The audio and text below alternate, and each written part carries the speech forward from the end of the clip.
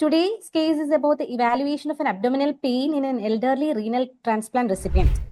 We had a 64-year-old gentleman who was hailing from Kollam, Kochuthoppe, and this was his initial presentation was in September 2016. He first presented to us with complaints of dyspnea on exertion. He had a history of hypertension since 5 years and was regularly on TAP, nifedipine, and clonidine. He had a family history of renal disease in his brother, sister, as well as his mother. In the initial evaluation itself, the creatinine was found to be 12.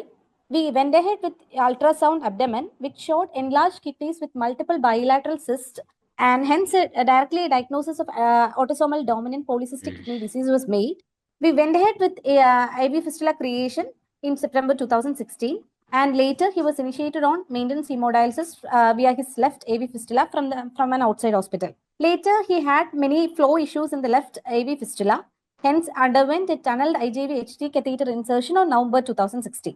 Also, he had flow issues in this catheter and hence underwent a revision procedure where an superior vena cava and a left innominate vein dilated and a new catheter was inserted in the right atrium. He also later developed fever with chills, and culture showed growth of serratia as well as aeromonas. And after an antibiotic course of over 2 weeks, the catheter exchange was done in October 2021.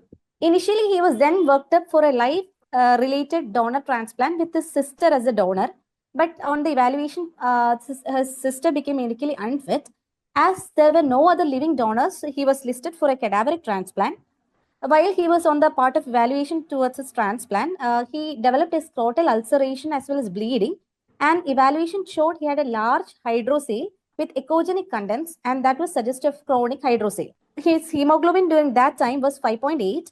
Hence, an LD RBC transfusion, that is leukocyte depleted RBC transfusion, was also done during that admission. He underwent a left orchidectomy in September 2022. As a part of the transplantation workup, he was also his cardiac evaluation revealed global LV hypokinesia. Hence, a CAG was done, and which showed minimal CAD and was initiated on antiplatelets. He was on single antiplatelets as he was listed on this cadaveric transplant, and he underwent a deceased donor renal transplantation from a 50-year-old male donor who was brain death certified after an RT and head injury, and this was done in November 2023. Induction was done with injection graflone 200 mg, injection methylprednisolone 1000 mg, and tacrolimus 4 mg. Cold ischemia time was 100 minutes, while the warm ischemia time was 2 minutes. He was later then put on a maintenance immunosuppression regimen with mycophenolate, tacrolimus, and steroids. He was also initiated on valacyclovir prophylaxis, and that was planned for next 3 months, as well as trimethoprim clotrimazole prophylaxis, and that was planned for another 6 months. His creatine started down trending and reached a nadir of around 1.4 by post-op day 7. But from the next day, his creatine slowly started rising and reached a value of 1.7 on post-op day 9. A Doppler study was done, and it showed an increased resistive index. Hence, injection IV steroids was started, in probably suspecting an acute rejection, and he was then planned for renal biopsy. But after a course of 2 doses of pulse steroids, his creatine again started decreasing and finally reached a nadir of 1.4, and he was then later discharged.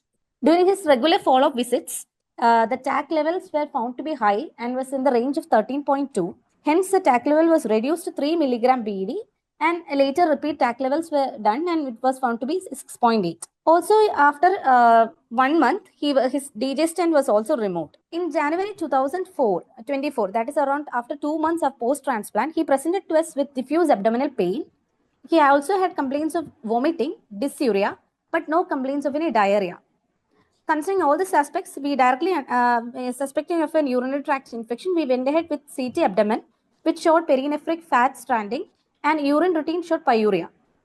Urine as well as blood cultures were sent, and he was initiated directly on broad spectrum antibiotics. In the initial provisional culture report, growth of gram-negative bacilli was seen, so we continued on injection meropenem. However, his complaints of vomiting persisted.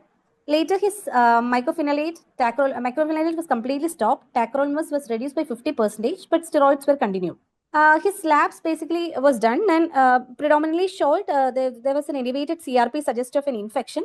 Creatine was almost in his borderline level, baseline level. There was hyponatremia, and Procel was also elevated. So we thought of a bacterial infection and went ahead with the continuation of broad spectrum antibiotic. Since his vomiting persisted, we went ahead with gastroenterology evaluation. gastroenterologist went ahead with OGD-scopy, which showed yellowish white membrane with mucosal edema, and that was extending up to the D3 part of the duodenum. Hence, a suspicion of candidiasis was made, and he was started on antifungals. But when the final biopsy report, which was given after 3 to 4 days, revealed that there was heavy infestation with larval forms of Strongyloides stercoralis.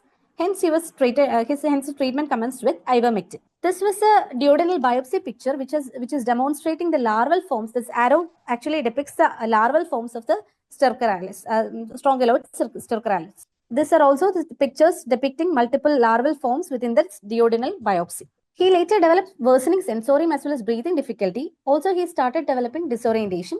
Hence, a provisional diagnosis of Strongyloides hyperinfection with dissemination to the gut as well as lung with a possible meningitis was kept in mind. Urine culture by this time also showed growth of E. coli, and he later developed hypotension. Hence, completely his steroids as well as tacrolimus was stopped. Meropenem was continued. Ivermectin 12 milligram OD was already initiated, and that was also continued. His INR level was raised, so though we planned for an LPCSF study to rule out this affected meningitis, it could not be done. His renal function started deteriorating, and he had worsening metabolic acidosis, and his BP was maintained with inotropic supports. Later, he was initiated on sustained low-efficacy hemodialysis. By the second week, he was found to have a purpuric rash over the abdomen around the umbilicus, and this was probably thought of a sign of a disseminated strongyloids. Also, possibly as a part of this hyperinfection, the blood culture also showed a growth of XTR Klebsiella pneumonia also. And he was also initiated on fluconazole also. He was later intubated in view of worsening GCS, and later he had a cardiac arrest and CPR was initiated. Despite all the efforts, he finally expired on 25th January 2024. So coming to the basic conclusion, in an elderly transplant recipient, complication like infections, particularly strongyloidosis, are a significant concern due to immunosuppression. So ivermectin prophylaxis has to be definitely considered in this group of patients. High suspicion, especially based on the occupation as well as residential area, as in this case, who was hailing from a coastal area, has to be considered. As we have seen, this strongyloids hyperinfection refers to an accelerated autoinfection. Signs and symptoms are attributable to the increased larval migration within the organs normally involved in the autoinfection cycle, mainly the gastrointestinal tract, lungs, as well as the skin. In the setting of a hyperinfection syndrome, peripheral eosinophilia is usually not absent. More often, there is usually a suppression of this peripheral eosinophilia levels, sometimes related to the corticosteroid therapy or a concomitant bacterial infection. Strongyloidosis should be suspected among patients with relevant epidemiological exposure, especially with any contaminated soil contacts and GI or respiratory or dermatological manifestations with or without eosinophilia. Periumbilical purpura may be a pathognomic manifestation of disseminated infection. And in case of every severe infection with strongyloids, patients should be treated with ivermectin 200 microgram per kg per day. And in all those possible suspected cases of elderly transplant recipients, and especially from healing from very risky areas, we should initially itself start on ivermectin prophylaxis before planning for transplant. Thank you.